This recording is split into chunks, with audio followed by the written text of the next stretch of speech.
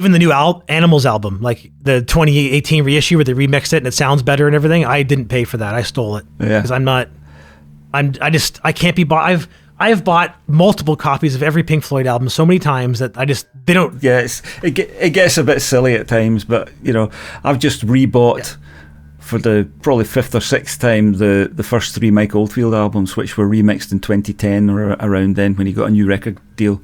So I just paid for those again, but they're quite cheap, about $5.99 or something. So that was okay. That's not bad. Yeah, so I feel bad for Mike. Mike's been milking the Tubular Bells to the like. I don't know if because I have a bunch of CDs like Tubular Bells 4, Tubular Bells 5, like all whatever they are. Like they just no. Well, you don't have Tubular Bells 4. I know this because he did a demo. He did a demo for it, and that was the last thing he ever recorded. So he's not going to be doing any more recording. He's retired now. But I've got what have I got? I've got Amarok. I've got the first three albums. I've got Tubular Bells 2 and maybe 3, I think. But the first three albums I just can't get past them. Fuck me. I listened to them back to back a couple of days ago, and it was like being 14 again. It was like, oh God, this is so good. These are such brilliant albums. The melodies, and God, fucking brilliant. I might be thinking of like remixes then or something like that, but I swear I've heard so many different versions of Tubular Bells. I'm just like, I feel like he's trapped by it. Like I think to a certain extent, he was trapped by his history.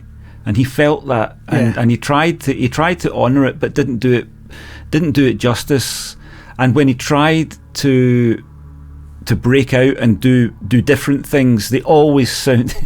You could just hear what he wasn't doing. Do you know what I mean? Yeah. You could just hear the stuff he was playing those licks, and you're going, that just sounds like the lick off Omadon, or that sounds like the lick off Hergest Ridge, or whatever, But yeah, there was. Yeah, it's such a shame. Such a shame. The original mix of Hergest Ridge you can only get if you buy the box set that it's in, and I haven't done that. But that was the version that I knew from when I was a kid, so I haven't heard that for years. But the remix version is pretty good. I mean, it's a good modern mix, but it doesn't have the same. I don't even know what it is that the original had, because I only ever listened to it in mono, I think, on my little shitty tape recorder that I had it on.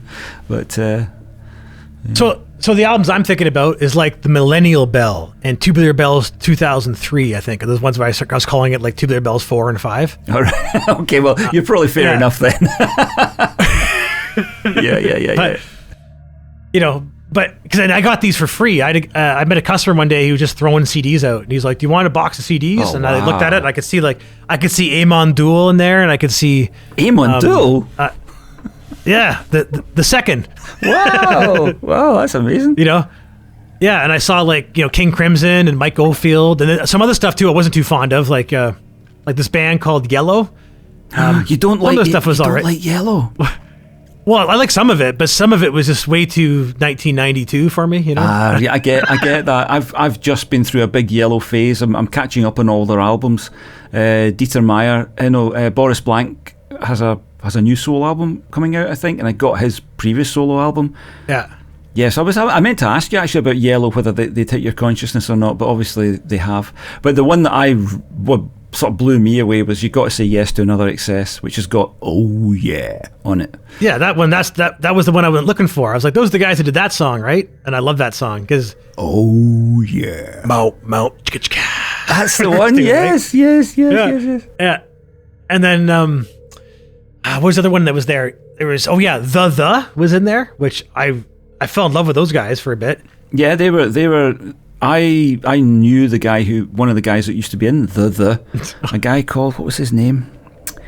Oh Christ, what was his name? He had a record company down in York called Hoyle Records, and we got signed to them for a brief moment. We had a track on a compilation. Oh God, his name will come to me, but he was briefly associated with the. So he was telling us stories of the. Of course, they kind of disappeared off the radar, because for a long time, if you did a search for the, you didn't get anything because it was such a generic term. But that's been fixed now. I think you can see their albums. But yeah, they were kind of like Talk in a way. They were kind of that sort of era. Yeah. And they had that kind of. They were doing something kind of different, same as Talk were at one point. Exactly. Yeah.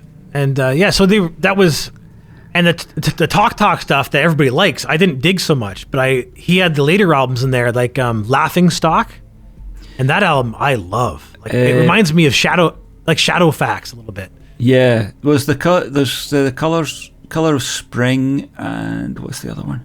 I met the guy who engineered those albums, a guy called Pete Brown. Spirit of Eden? Who told me all. Is that the one you're thinking? Spirit of Eden, yeah. Yeah, those two. Who told me about engineering those albums down at Real World Studios. That was a fascinating tale, yeah. That would be. But those are the ones that grab me, like that. It's like it still hangs on to the bit of that like pop sound they have, but it has like this jazz thing to it, and it's very. Oh yeah, he's got a great voice as well. Just a really really nice voice to listen to. Yeah, I like those two albums. Those are the ones that I've got.